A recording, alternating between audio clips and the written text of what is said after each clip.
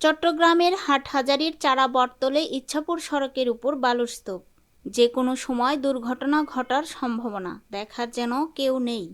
ব্যস্ত এই সড়কে প্রতিদিন শত শত যানবাহন চলাচল করলেও ঝুঁকিপূর্ণ এই বালুর স্তূপ সরানোর কোনো উদ্যোগ দেখা যাচ্ছে না।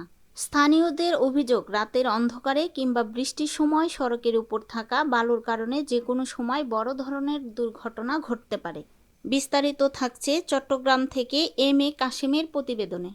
আপনারা দেখতে পাচ্ছেন হাটহাজারী ইসাপুর সারাবট্টল সড়কে এই যে আপনারা দেখতে পাচ্ছেন সড়ক ঘেঁষে বালি রাখা হয়েছে। যে কোনো সময় দুর্ঘটনা ঘটতে পারে, কিন্তু এটা একটা হাইওয়ে সড়ক। রাঙ্গামাটি থেকে চট্টগ্রাম শহরে বিভিন্ন যানবাহন চলাচল করে থাকে।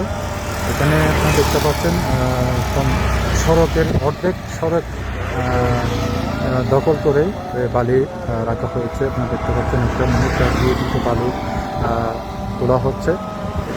এটা দেখার কেউ নেই, যে কোনো সময় এই বালুর কারণে দুর্ঘটনা ঘটতে পারে। বিশেষ করে রাতে পাল্লার গাড়িগুলো কিন্তু যে কোনো সময় দুর্ঘটনা করতে পারে। আপনারা দেখতে পাচ্ছেন সেই বালির স্তূপ, দেখার কেউ নেই। প্রতিদিন কিন্তু এভাবে বালি রাখা হয়। আপনারা দেখতে পাচ্ছেন বালির স্তূপগুলি।